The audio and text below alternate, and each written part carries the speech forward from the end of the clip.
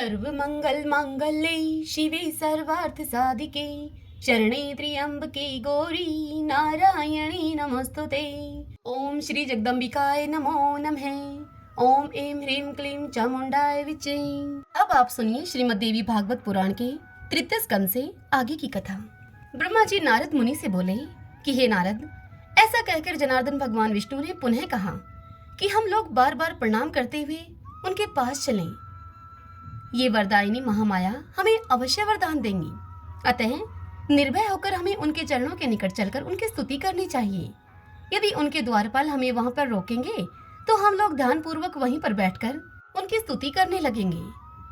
ब्रह्मा जी आगे बोले कि भगवान विष्णु के ऐसा कहने पर मैं तथा शिव हम दोनों प्रसन्नता से गदगद होकर शीघ्र ही उनके निकट जाने को उत्सुक हो गए। मैंने और शिव ने ठीक है ऐसा कहकर हम तीनों शीघ्रता पूर्वक विमान से उतरकर मन ही मन अनेक तर्क वितर्क करते हुए भगवती के द्वार पर ज्यों ही पहुंचे त्यों ही द्वार पर स्थित हम सभी को देखकर मंद मुस्कान करके उन भगवती ने हम तीनों को स्त्री रूप में परिणित कर दिया। हम लोग नाना प्रकार के भूषणों से अलंकृत रूपवती युवती बन गए अब, और अत्यंत आश्चर्यचकित होकर उन महामाया भगवती के पास हम पुनः गए। स्त्री के वेश में हम लोगों को अपने चरणों के निकट देखकर अत्यंत मनोहर रूप वाली उन देवी ने हम लोगों के ऊपर कृपा दृष्टि डाली। उस समय महामाया भगवती को प्रणाम करके स्त्री वेशधारी तथा दिव्य वस्त्र धारण किए हुए हम तीनों परस्पर एक दूसरे को देखते हुए उनके सामने खड़े रहे। विविध प्रकार के मणि जटित एवं करोड़ों सूर्यों के समान दीप्यमान देवी के पाद पीठ को देखते हुए हम तीनों वहीं पर स्थित रहे। उन महादेवी की हजारों सेविकाओं में उनमें से कुछ ने रक्त वस्त्र, कुछ ने नीले वस्त्र और कुछ ने सुंदर पीत वस्त्र धारण कर रखे थे। वहां स्थित सभी देवियां सुंदर स्वरूप की थीं और विचित्र वस्त्र तथा आभूषणों से वे सुसज्जित थीं। वे सभी जगदम्बिका की विभिन्न सेवाओं में तत्पर थीं। उनमें से कुछ गा रही थी तो कुछ नाच रही थी, तो कुछ स्त्रियां हर्ष के साथ वीणा तथा मुखवाद बजाती हुई अन्य सेवाओं में संलग्न थीं। हे नारद जी, वहां मैंने भगवती के चरण कमल के नख रूपी दर्पण में जो एक अद्भुत दृश्य देखा उसे मैं तुमसे बताता हूँ, तुम ध्यान से सुनो। वहां मुझे समस्त स्थावर जंगमात्मक ब्रह्मांड, मैं, ब्रह्मा और विष्णु, शिव तथा वायु, अग्नि, यम, सूर्य, वरुण, चंद्रमा, विश्वकर्मा, कुबेर, इंद्र, पर्वत, समुद्र, नदियां, गंधर्व, अप्सराएं, विश्वावसु, चित्रकेतु, श्वेत, चित्रांगद, नारद, तुमरु, हाहा हो, दोनों अश्विनी कुमार, अष्टवसु, साध्य, सिद्धगण, पितृ, शेष आदि नाग, सभी किन्नर, उरग और राक्षस गण दिखाई दे रहे थे। बैकुंठ, ब्रह्मालोक तथा पर्वत श्रेष्ठ कैलाश, सबको हमने उनके पद नख में विराजमान देखा।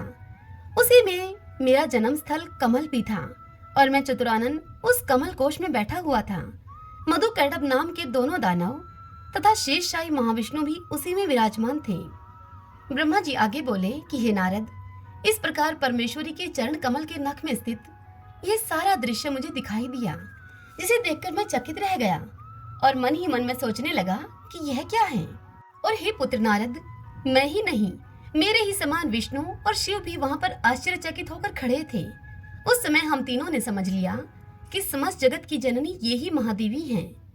इस प्रकार अमृतमय एवं कल्याणमय उस द्वीप में अनेक प्रकार के अद्भुत दृश्य देखते हुए हमारे 100 वर्ष व्यतीत हो गए। वहां की प्रसन्न वदना एवं विचित्र अलंकारों से अलंकृत देवियां हम तीनों को अपनी सखियां समझती थीं। और इतना ही नहीं, हम लोग भी उनके स्नेहपूर्ण सद्व्यवहार से मुग्ध थे और उनके मनोरम भावों को देखकर अत्यधिक प्रसन्न थे। एक बार नारी रूप में स्थित भगवान विष्णु महादेवी भगवती श्री भुवनेश्वरी की स्तुति करने लगे। श्री भगवान स्तुति करते हुए उनकी बोले कि प्रकृति एवं विधात्री देवी को मेरा नित्य निरंतर नमस्कार है। कल्याणी कामप्रदा वृद्धि तथा सिद्धि देवी को बारंबार नमस्कार है। सच्चिदानंद रूपिणी और संसार की योनि स्वरूपा देवी को नमस्कार है। आप पंचकृत्य विधात्री तथा श्री भुवनेश्वरी देवी को बारंबार नमस्कार है। समस्त संसार की एकमात्र अधिष्ठात्री कुटस्थ रूपा देवी को बार बार नमस्कार है। अर्धमात्रा की अर्थभूता एवं हरलेखा देवी को बारंबार नमस्कार है। हे जननी, आज मैंने जान लिया कि यह समस्त विश्व आप में समाहित है। और संपूर्ण ब्रह्मांड की सृष्टि एवं संहार भी आप ही करती हैं। इस ब्रह्मांड के निर्माण में आपकी विस्तृत प्रभाव वाली शक्ति, वह शक्ति ही मुख्य हेतु है। अतः मुझे यह ज्ञात हो गया है कि आप ही संपूर्ण लोकों में व्याप्त हैं।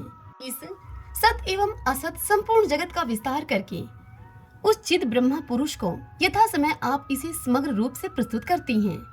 अपनी प्रसन्नता के लिए 16 तत्वों तथा महद आदि अन्य 7 तत्वों के साथ आप हमें इंद्रजाल के समान प्रतीत होती हैं।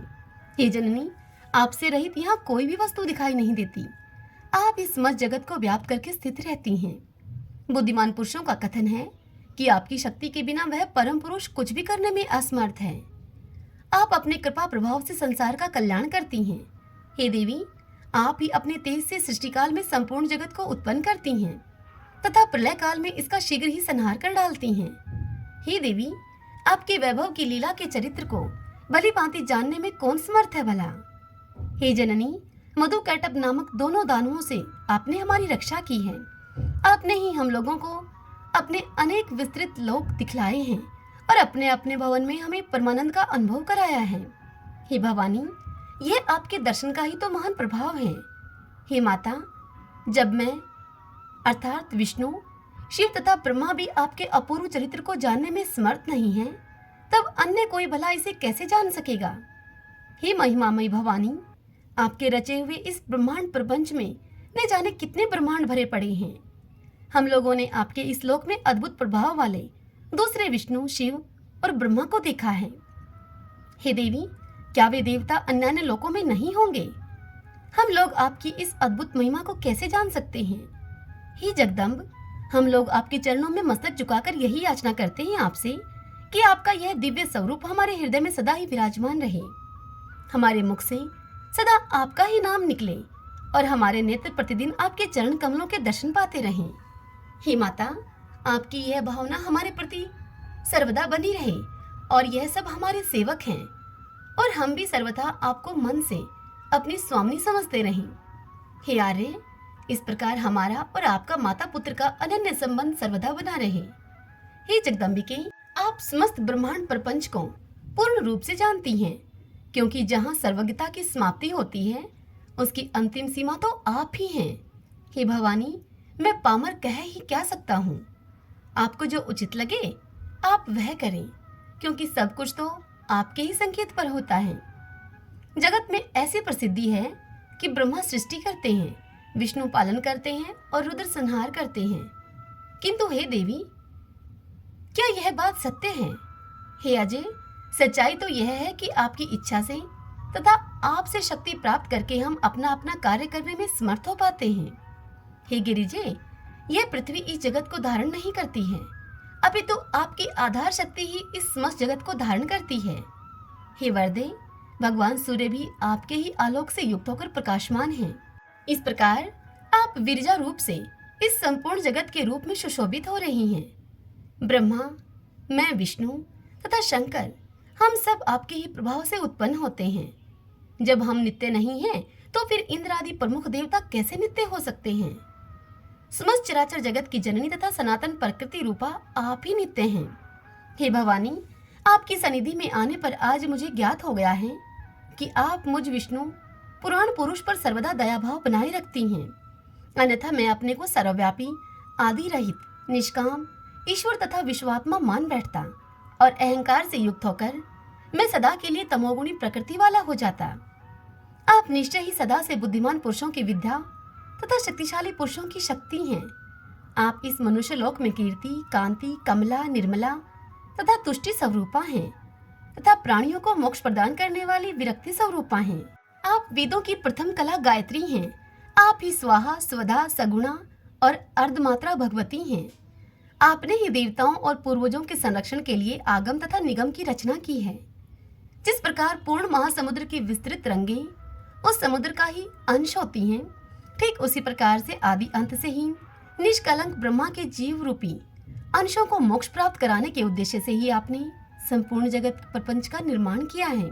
जीव को जब यह विदित हो जाता है, ज्ञान हो जाता है कि संपूर्ण विश्व प्रपंच आप ही का कृत्य है, तब अमित प्रभाव वाली आप उसका उपसंहार कर देती हैं और अपने द्वारा किए गए मिथ्या किंतु रहस्यपूर्ण कार्य पर उसी प्रकार प्रमोदित होती हैं जिस प्रकार की मनोहारी नाटक की रचना पर सफल नट संतुष्ट होता है। हे अंबिके, आप ही इस मोहमय भवसागर से मेरी रक्षा कर सकती हैं। राग द्वेष आदि द्वंद्वों के कारण अत्यंत कष्टदायक तथा दुखप्रद मिथ्या अनंत काल में मेरी आप रक्षा कीजिएगा। मैं आपकी शरणागत हूँ। हे देवी, आपको नमस्कार है। हे माविदे, मैं आपके चरणों में नमन करता हूँ। हे सर्वार्थ धात्री, हे शिवे, आप ज्ञान रूपी प्रकाश से मेरे हृदय को आलोक प्रदान कीजिए। ब्रह्मा जी इतनी बात बताकर नारद मुनि से आगे कहते हैं कि हे नारद, इस प्रकार देव देव जनार्दन भगवान विष्णु के स्तुति कर लेने के उपरांत भगवान शिव शंकर विनीत भाव से देवी के सम्मुख स्थित होकर उनसे कहने लगे। शिव जी बोले, हे देवी, यदि भगवान विष्णु आपके प्रभाव से प्रादुर्भूत हुए हैं और उनके बाद ब्रह्मा जी भी आपसे उत्पन्न हुए हैं, तो क्या मुझ तमोगुणी की आपसे उत्पत्ति नहीं हुई है? हे शिवे, आप तो समग्र लोक की रचना में चतुर हैं।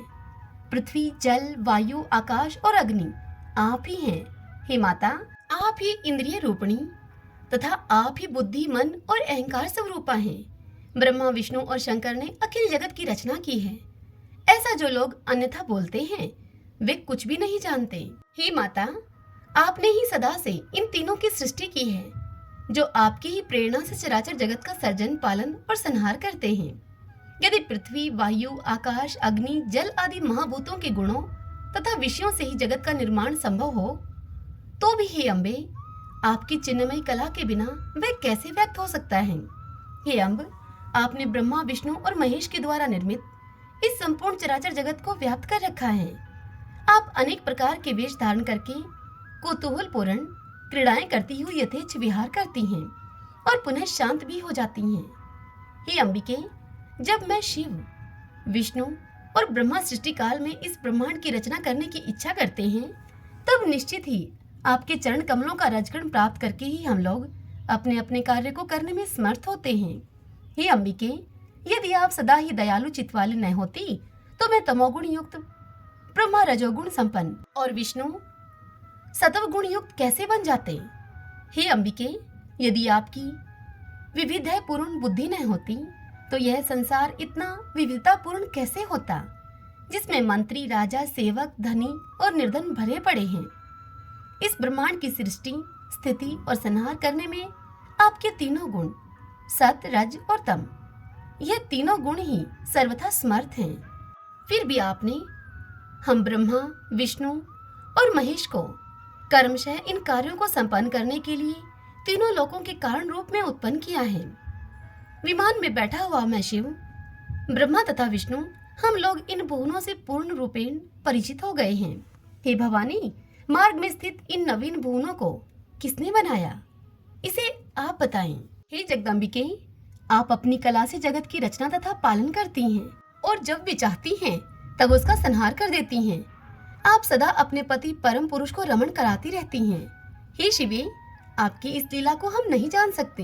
हे जननी, नारी भाव को प्राप्त हम लोगों को सदा अपने चरण कमलों की सेवा करने का आप अवसर दें, क्योंकि कालांतर में पुनः पुंजतव प्राप्त होने पर आपके चरण कमलों से पृथक रहकर हम लोगों को वह प्रत्यक्ष सुख कहाँ प्राप्त होगा।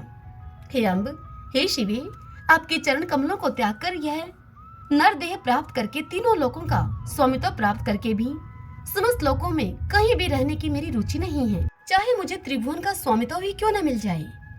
हे सुदति, आपके सानिध्य में स्त्री भाव को प्राप्त कर लेने पर अब पुरुष भाव में मेरी थोड़ी भी रुचि नहीं है, जिसे पाकर आपके चरणारविंद के दर्शन का सौभाग्य न मिले, वह पुरुषता कैसे सुख प्रदान कर सकती है भला।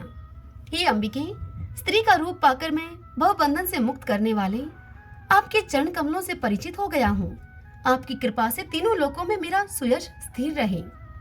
इस संसार में ऐसा कौन प्राणी होगा जो आपके सानिध्य का सेवन छोड़कर निष्कंटक राज्य करना चाहेगा, क्योंकि जिसे आपके चरण कमलों का सानिध्य प्राप्त नहीं होता, उसके लिए क्षणांश भी युग के समान प्रतीत होता है।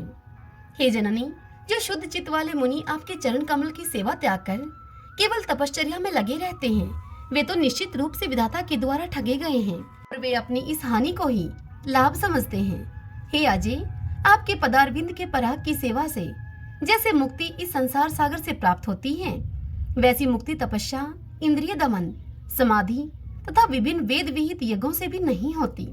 हे देवी, यदि आप मेरे प्रति दयालु हैं तो मुझ पर आप दया कीजिए और अपना निर्मल, अद्भुत, सर्वश्रेष्ठ एवं विशद निर्माण मंत्र मुझे प्रदान कीजिए। निर्माण मंत्र है ओम एम ह्रीम क्लीम चामुंडाय विच्चे।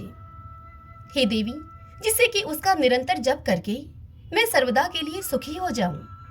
पूर्व जन्म में मैंने निर्माण मंत्र की दीक्षा पाई थी, परंतु वह मुझे अब स्मरण नहीं रह गया है। इसलिए हे तारके, हे जननी, आज पुनः वह मंत्र मुझे आप प्रदान कीजिए और भवसागर से मेरा आप उद्धार कीजिए, उद्धार कीजिए। ब्रह्मा जी इस कथा को सुनाते हुए आगे कहते हैं कि हे नारद, अद्भुत तेजस्वी शिव जी के ऐसा कहने पर जगदम्बा ने स्पष्ट शब्दों में नवाक्षर मंत्र का भगवान शंकर के समक्ष उच्चारण किया। उस मंत्र को ग्रहण करके शिव जी बहुत ही प्रसन्न हो गए और भगवती के चरणों में प्रणाम करके वे वहीं पर स्थित हो गए।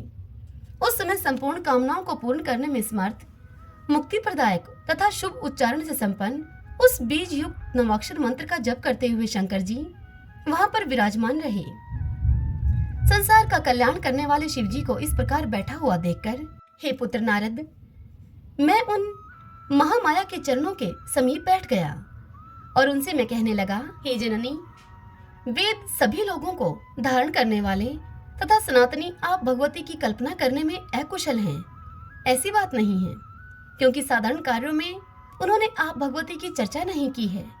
यदि वे आपको न जानते तो सभी यज्ञों तथा हवन कार्यों में आपको ही स्वाहा देवी के रूप में प्रतिष्ठित कैसे करते।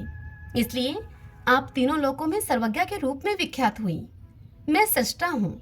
मैं अत्यंत अद्भुत संपूर्ण ब्रह्मांड का निर्माण करता हूँ। इस चराचर त्रिभुवन में मुझसे बढ़कर समर्थ दूसरा पुरुष कौन है। मैं निसंदेह धन्य हूँ। मैं लोकोत्तर ब्रह्मा हूँ। इस मिथ्या अहंकार के कारण मैं सर्वदा इस विस्तृत संसार सागर में निमग्न रहता हूँ। तथापि आज आपके चरण कमलों की पराग प्राप्ति के पर्व से मैं वस्तुतः धन्य हो गया हूँ और आपकी कृपा से ही आज मैं यथा तथ्य के ज्ञान में निपुण हो गया हूँ। सांसारिक भय का नाश करने में दक्ष मुक्तिदायिनी आप परमेश्वरी से मैं यही प्रार्थना करता हूँ कि मोह निर्मित महादुखदायी भवबंधन से मुक्त करके आप मुझे अपनी भक्ति से समन्वित कीजिए। अब से ही निर्मित अद्भुत कमल से मैं आविर्भूत हुआ हूँ और मैं आपका आज्ञाकारी सेवक हूँ। अतः मैं कैसे मुक्त हो सकूंगा। हे शिवे, इस भवसागर में पड़े हुए मुझ मोह मगन की रक्षा कीजिए। इस संसार में जो लोग आपके सनातन पवित्र चरित्र को नहीं जानते, वे लोग मुझे ही ईश्वर कहते हैं, और जो यज्ञकर्ता स्वर्ग की इच्छा से इंद्र आदि देवताओं का यजन करते हैं, वे भी सर्वथा आपके प्रभाव को नहीं जानते। हे आदि माए, सर्वप्रथम सृष्टि को 4 भागों अर्थात अंडज, स्वेदज, उद्भिज और पिंडज, जरायुज, इनमें विभक्त करने के लिए ही आपने मुझे ब्रह्मा के पद पर बिठाया है। परंतु मैंने यह समझ लिया कि मैं ही सब कुछ जानता हूँ, दूसरा कौन जान सकता है। हे देवी, मेरे इस अहंकार जन्य अपराध को आप क्षमा कीजिए। जो लोग अष्टांग योग का आश्रय लेते हैं और समाधि लगाकर व्यर्थ ही श्रम करते हैं, वे तो अज्ञानी हैं। हे माता, वे यह नहीं जानते कि किसी भी बहाने आपके नाम उच्चारण मात्र से ही उन्हें मुक्ति प्राप्त हो सकती है। कुछ लोग सांख्यवादी तो आपके नाम का आश्रय छोड़कर विमोहित होकर तत्वों की संख्या के फेर में पड़ जाते हैं। क्या वे इस भवसागर में मूर्ख नहीं हैं? हे भवानी, संसार में मुक्ति प्रदान करने वाली तो आप ही हैं। तो हे अजय, जिन विष्णु, शिव आदि ने परम तत्व का ज्ञान अनुभव कर लिया है, क्या वे आधे निमेश मात्र के लिए भी आपके पवित्र चरित्र तथा शिवा, अंबिका, शक्ति, ईश्वरी आदि नामों को विस्मृत करते हैं? क्या आप विश्व की रचना करने में समर्थ नहीं हैं? हे आदि सर्गे, आपके दृष्टि निक्षेप मात्र से ही यह संपूर्ण विश्व 4 प्रकार के अर्थात अंडज, स्वेदज, उद्भिज, पिंडज और जरायुज, इनके जीवों के रूप में शीघ्र ही विभक्त हुआ है। इस प्रकार मुझ ब्रह्मा की सृष्टि तो आप अपने मनोविनोद के लिए करके पुनः स्वतंत्र भाव से जो चाहती हैं वह करती हैं। महाप्रलय की स्थिति में यदि महासागर में आप मधुकैटभ से विष्णु की रक्षा न करती तो वे सृष्टि पालक कैसे बन पाते, और यदि आप सबके संहारक शिव का संहार न करती तो वे मेरे भ्रू मध्य से कैसे प्रकट होते। आपका जन्म कहाँ हुआ, इसे न तो किसी ने देखा है और न ही सुना है, और कोई यह भी नहीं जान पाया कि आपकी उत्पत्ति कहाँ हुई। हे भवानी, एकमात्र आप ही आधा शक्ति हैं। अतएव वेदों ने इसी रूप में आपका वर्णन किया है। हे अम्ब, आपकी ही शक्ति से प्रेरित होकर मैं सृष्टि करने में, विष्णु पालन करने में और शिव संहार करने में समर्थ होते हैं। आपकी शक्ति से विलग रहकर हम लोग अब कुछ भी करने में सक्षम नहीं हैं। जिस प्रकार मैं ब्रह्मा, विष्णु और शिव उत्पन्न हुए हैं, उसी प्रकार क्या अन्य प्राणी उत्पन्न नहीं हुए अथवा विद्यमान नहीं हैं या उत्पन्न नहीं होंगे। किंतु अल्प बुद्धि वाले प्राणियों के लिए विवादास्पद तथा अत्यंत विचित्र आपके इस लीला विनोद से कौन भ्रमित नहीं हो जाते। वे आदिदेव ईश्वर अकर्ता, गुणों से सफुट होने वाले, निष्काम, उपाधि रहित तथा निर्गुण हैं। फिर भी वे आपके विस्तृत लीला विनोद को भली भांति देखते रहते हैं। ज्ञानी जन ऐसा ही कहते हैं। मूर्त और अमूर्त भेदों से युक्त इस संसार में आपसे पूर्व वे ही परम पुरुष थे। ज्ञान तत्व पर सम्यक प्रकार से विचार करने पर यह सर्वथा सिद्ध होता है कि अन्य तीसरा कोई भी नहीं है। सिद्धांत यह है कि वेद वाक्य को कभी भी मिथ्या नहीं समझना चाहिए। वेद ब्रह्मा को अद्वितीय और एक बताते हैं, तो फिर आप क्या हैं और वह ब्रह्मा क्या है? यह विरोध मेरे हृदय में महान शंका उत्पन्न करता है। आप मेरे इस संदेह का निवारण करें। इस प्रकार द्वैत और अद्वैत के इस विचार में डूबा हुआ मेरा शुद्र मन निश्चित रूप से शंका रहित नहीं हो पा रहा है। अब आप ही स्वयं अपने मुख से मेरी इस शंका का निवारण करने की कृपा कीजिए, क्योंकि अनेक जन्मों के पुण्य योग से ही आपके चरणों का यह सानिध्य मुझे प्राप्त हुआ है। आप पुरुष हैं या फिर स्त्री, यह मुझे विस्तार पूर्वक बताइए, जिससे कि मैं आप परम शक्ति को जानकर भवसागर से मुक्त हो जाऊं। ओम नमः चंडिकाय। भक्तजनों, आज की यह कथा यहीं पर पूर्ण हुई। इससे आगे की कथा कल हम अगले अध्याय में सुनेंगे। आज की यह कथा आप सबको कैसी लगी? इस वीडियो को लाइक करके और कमेंट बॉक्स में जय माता दी लिखकर आप मुझे अवश्य बताइए। ओम नमः चंडिकाय। जय माता दी।